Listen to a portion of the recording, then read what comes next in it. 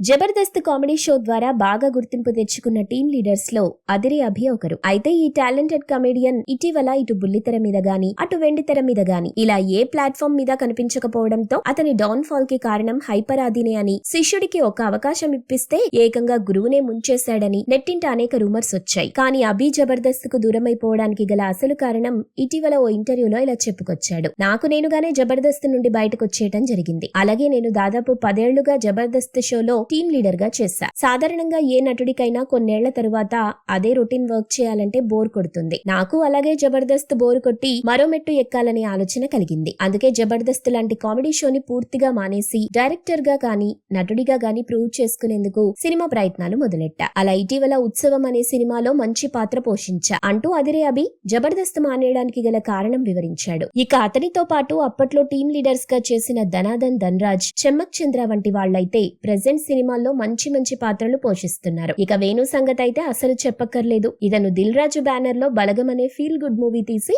ఎన్నో అవార్డులు రివార్డులు గెలుచుకున్నాడు. మీరు ఇలాంటి ఇంట్రెస్టింగ్ న్యూస్ అప్డేట్స్ మరిన్ని తెలుసుకోవడానికి ఇప్పుడే మా ఛానల్ ని లైక్ చేయండి, ఫాలో చేయండి, సబ్స్క్రైబ్ చేయండి.